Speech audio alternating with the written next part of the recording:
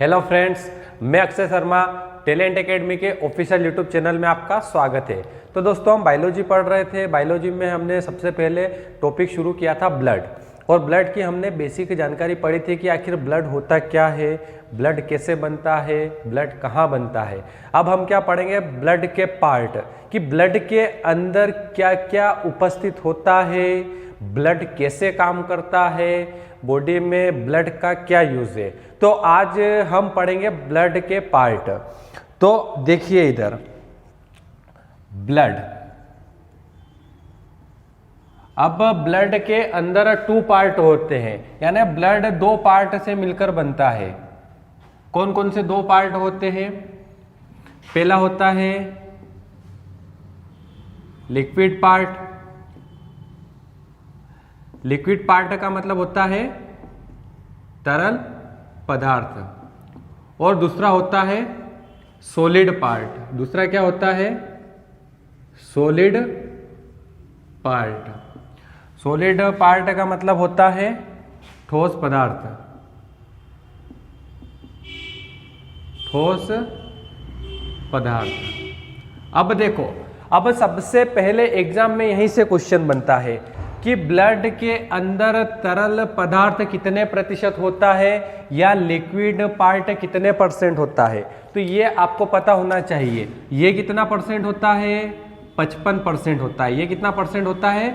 55% होता है। और जो सॉलिड पार्ट होता है वह कितने परसेंट होता है? तो आपको पता होना चाहिए, यह कितने परसेंट होता है? 45% होता है। अब बहुत सारी बुक में ये परसेंटेज अलग अलग दिए रहते हैं, लेकिन हमें वह परसेंटेज पढ़ना है जो एनसीईआरटी द्वारा मान्य है। यानी ब्लड के अंदर तरल पदार्थ कितने परसेंट होता है?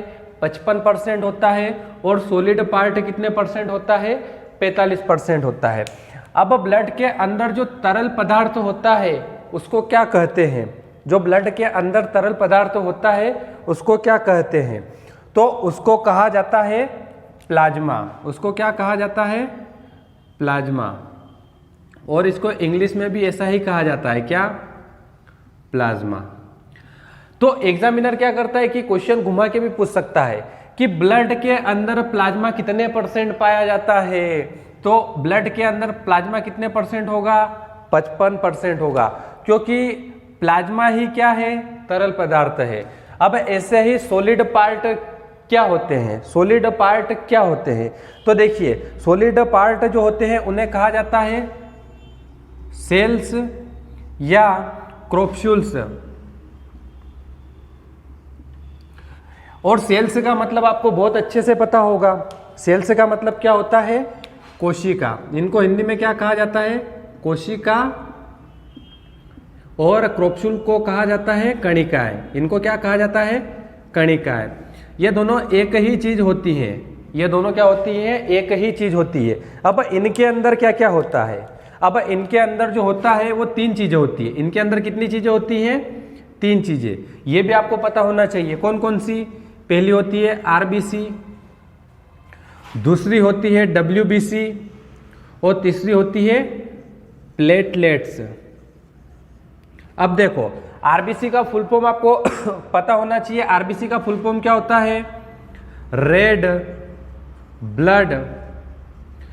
Red blood. और इस सी का मतलब क्या होता है? सेल्स भी होता है और क्रोप्सूल्स भी होता है।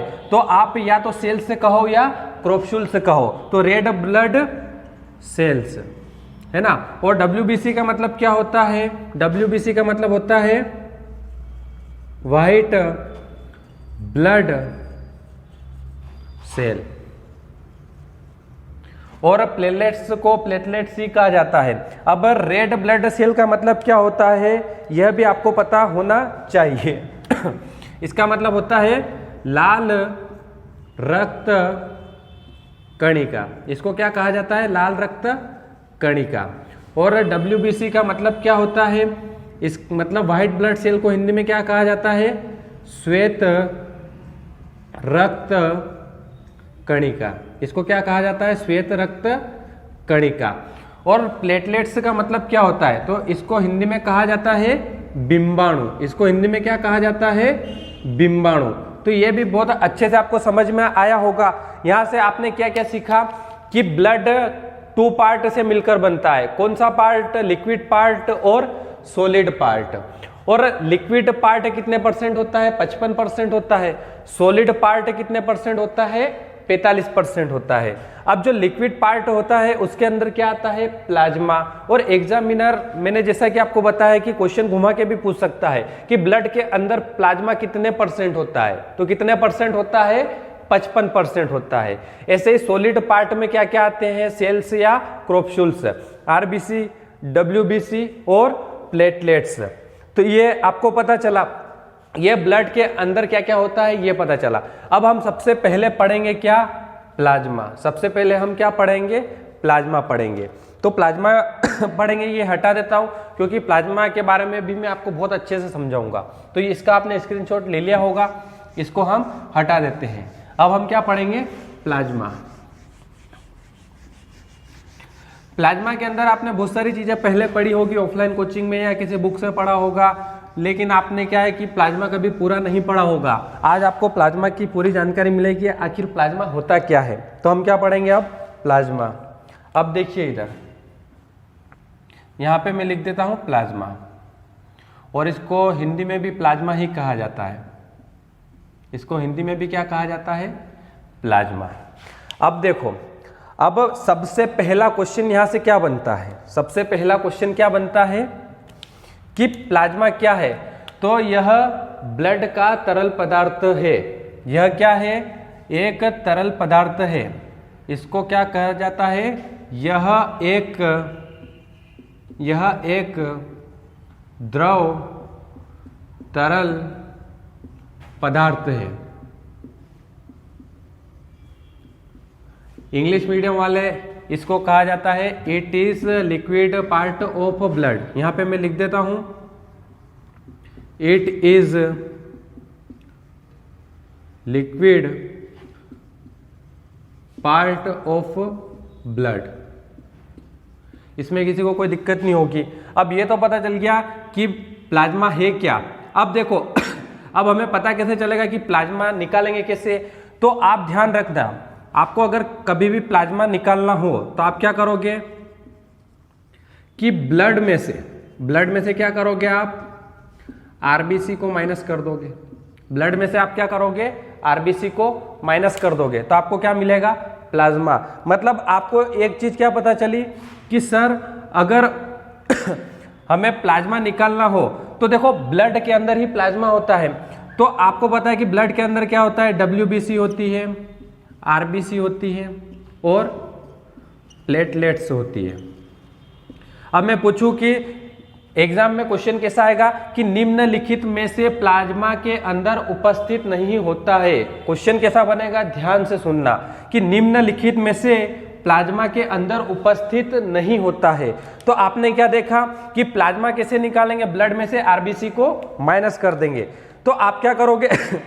आप आरबीसी को हटा दोगे। तो आपको दो चीज यहां से नई चीज सीखने को मिली कि प्लाज्मा के अंदर क्या होता है। आप बोलोगे कि सर डब्ल्यूबीसी होती है और प्लेटलेट्स होती है।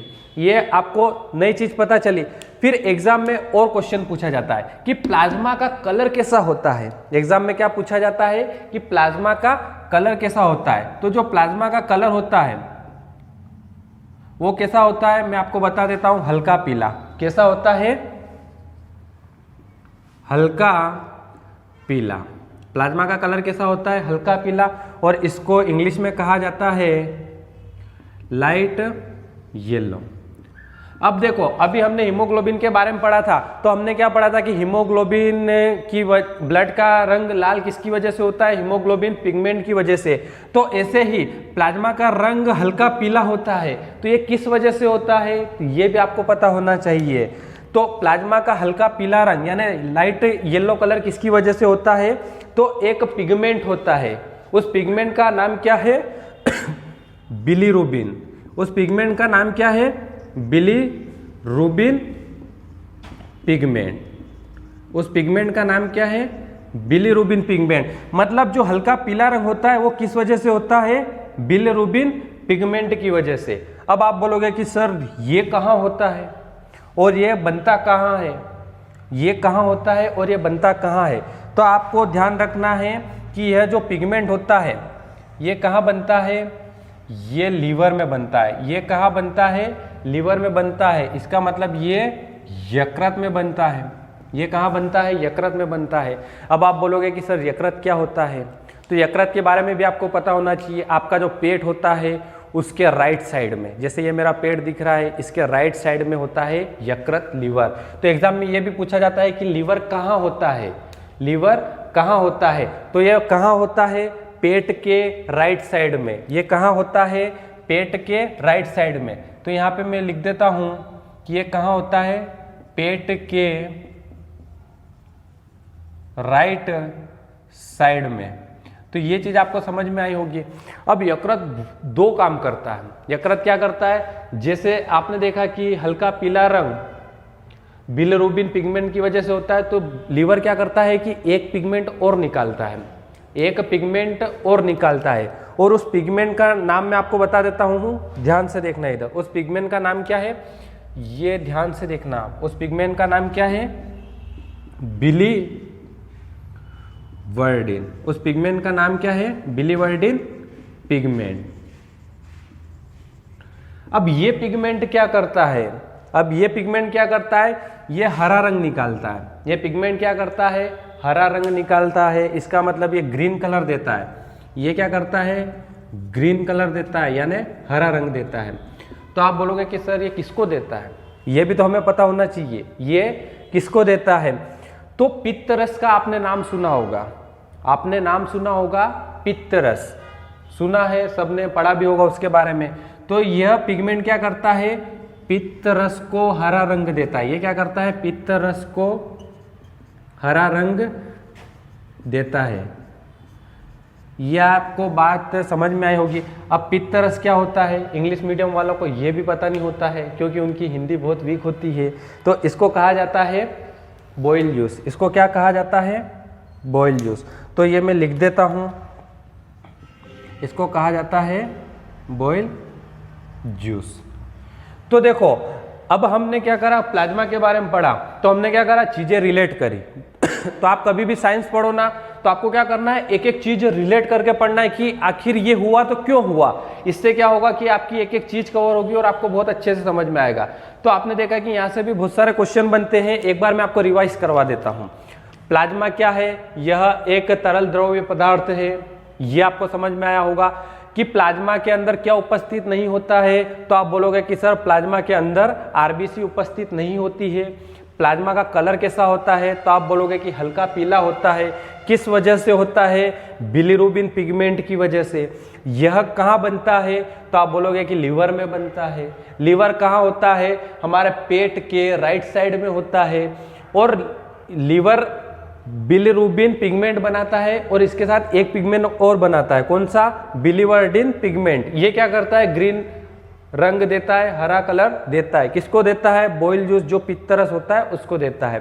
तो ये प्लाज्मा की बेसिक जानकारी थी। अब हम पढ़ेंगे प्लाज्मा का संगठन। इसका आपने स्क्रीनशॉट ले लिया होगा, इसको मैं हटा देता हूं।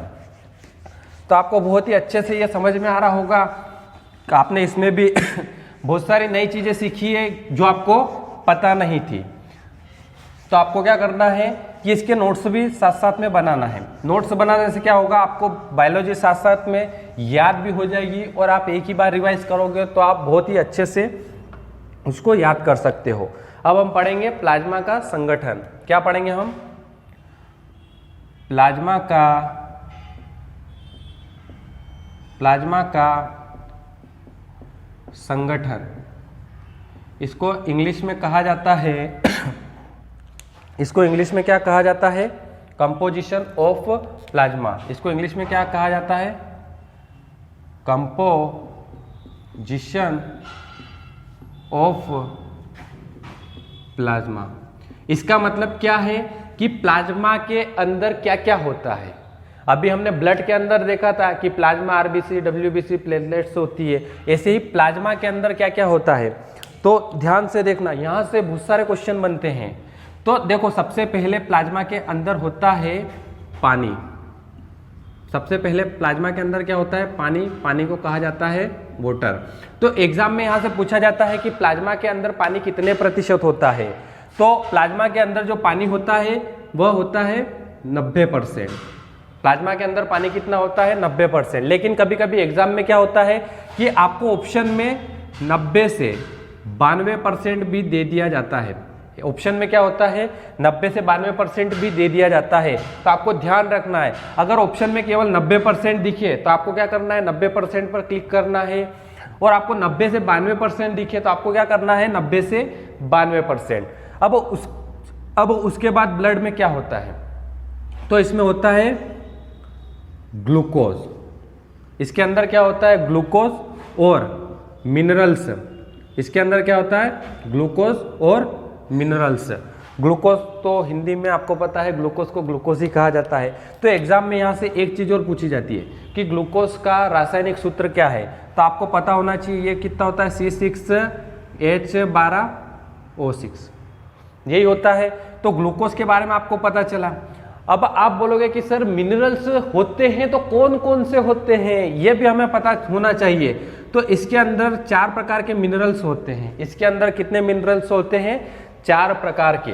तो सबसे पहला इसके अंदर होता है आयरन। सबसे पहले इसके अंदर क्या होता है आयरन। आयरन का साइन क्या होता है, आप बोलोगे कि सर आयरन को Fe लिखा जाता है, आया होगा समझ में। फिर उसके बाद होता है कैल्शियम। उसके बाद क्या होता है कैल्शियम, तो कैल्शियम को लिखा जाता है Ca, ये भी आपको अच्छे से समझ में आया होगा। फिर उसके बाद में होता है नमक। क्या होता है नमक, नमक को लिखा जाता है Na। नमक को क्या लिखा जाता है Na। फिर उसके बाद होता है इसके अंदर पोटेशियम। इसके अंदर क्या होता है पोटेशियम, तो पोटेशियम का साइन क्या होता है K होता है। तो ये भी आपको अच्छे से समझ में आया होगा। तो आपने देखा कि सर पानी के बाद प्लाज्मा के अंदर ग्लूकोज प्लस मिनरल्स होते हैं। तो ये तो आपको पता चल गया कि ग्लूकोज का सूत्र क्या है, और मिनरल्स होते तो कितने होते हैं 4 प्रकार के मिनरल्स होते हैं। और आपको ये भी पता होना चाहिए कि ये सब कितने परसेंट होते हैं, ये सब कितने परसेंट होते हैं। तो इधर मैं बता देता हूँ ये सब कितने परसेंट होते हैं 1% होते हैं। तो आपने देखा कि सर 90% तो ये हो गया, 1% ये हो गया, टोटल कितना हो गया 91% हो गया। तो आप सोच रहे होंगे कि सर 9% कहाँ बाकी रह गया, आपके दिमाग में चल रहा होगा ना कि 9% कहाँ बाकी रह गया।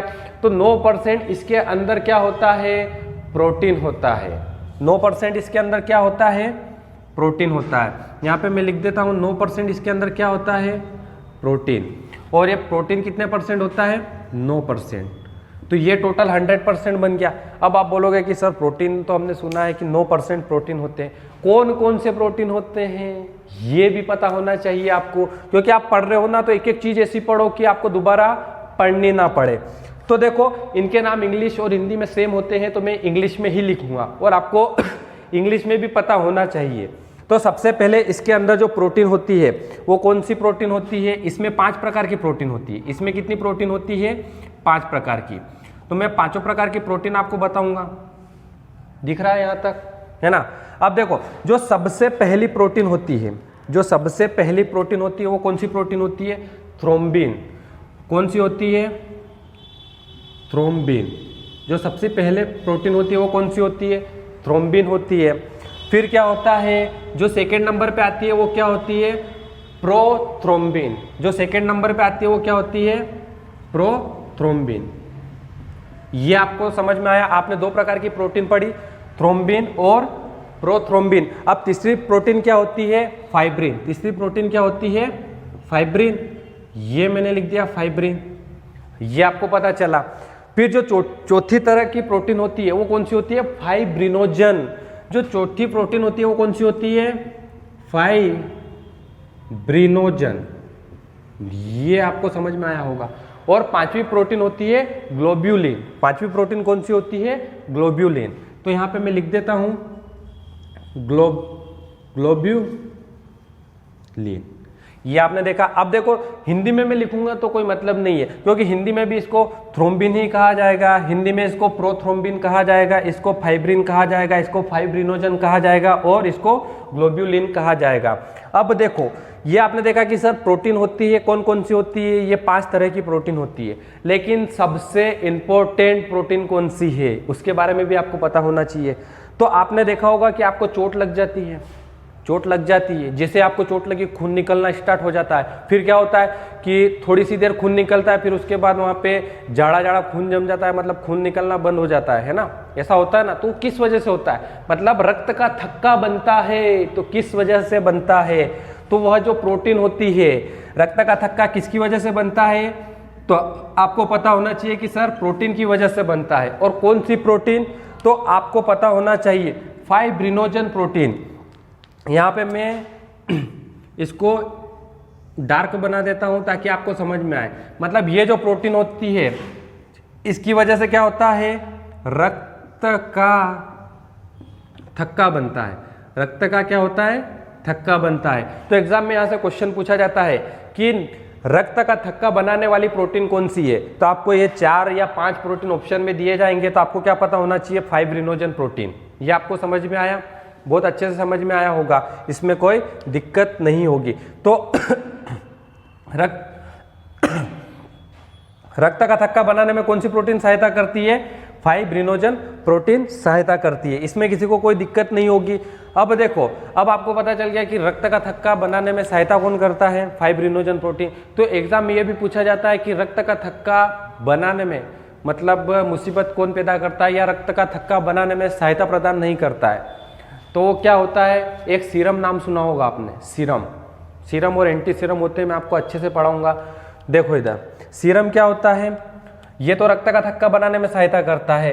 अब रक्त का थक्का न बनाने, रक्त का थक्का न बनाना, तो ये काम किसका है, रक्त का थक्का बनाने का काम फाइब्रिनोजन प्रोटीन का है। तो रक्त का थक्का न बनाना ये किसका काम है, तो ये काम है सीरम का। ये किसका काम है, सीरम का। अब आप बोलोगे कि सर सीरम क्या होती है, इसको इंग्लिश में भी मैं लिख देता हूँ, इसको कहा जाता है सीरम, है ना। अब आप बोलोगे कि सीरम क्या होती है, तो देखो इधर सीरम क्या होती है, तो देखिए इधर, तो सीरम आखिर होता क्या है, तो आप क्या करोगे कि प्लाज्मा के अंदर से कौन सी प्रोटीन हटा दोगे, फाइब्रिनोजन प्रोटीन। आप क्या करोगे, प्लाज्मा के अंदर से क्या हटा दोगे, फाइब्रिनोजन प्रोटीन, है ना, फाइब्रिनोजन प्रोटीन ये हटा दोगे। तो इससे क्या होगा कि रक्त का थक्का नहीं बनेगा और खून चलता जाएगा। तो आपने देखा होगा कि यहाँ से भी बहुत सारे क्वेश्चन बनते हैं। अब मैंने आपको एक चीज़ पढ़ाई थी, क्या पढ़ाई थी, कि हमारी बॉडी में हल्का पीला रंग, किसका हल्का पीला रंग, तो आपको पता होना चाहिए प्लाज्मा का हल्का पीला रंग। तो हल्के पीले रंग से एक चीज़ आपको याद आ रही होगी कि हमारे शरीर में कभी कभी बहुत सारा पीलापन हो जाता है, बहुत सारा पीलापन हो जाता है ना, उस बीमारी का नाम क्या है, आपको ये बताना है। और कब बताना है, अभी कमेंट बॉक्स में आपको बताना है। फिर आपको मैं अगले वीडियो में बताऊंगा कि हमारे बॉडी में ज़्यादा पीला रंग होता है तो उससे क्या बीमारी होती है और वह किस वजह से होता है, वो भी इस प्लाज्मा के अंदर मैंने आपको बता रखा है। मतलब सस्पेंस से मैं आपको अभी क्लियर नहीं बताऊंगा, अगर आप इसको ध्यान से पढ़ोगे तो आपको पता चल जाएगा। तो आपने देखा होगा कि प्लाज्मा के अंदर हमने बहुत सारी चीजें पढ़ी और बहुत ही अच्छे से पढ़ी। तो आज की क्लास आपको बहुत ही अच्छे से समझ में आई होगी। आगे ऐसी ही वीडियो मिलती रहे, इसके लिए क्या करना है, हमारे चैनल को सब्सक्राइब करना है, वीडियो को लाइक करना है और इसको शेयर भी करना है, ताकि ज़्यादा से ज़्यादा लोगों को इसका फायदा हो सके। तो आज के लिए बस इतना ही, थैंक यू।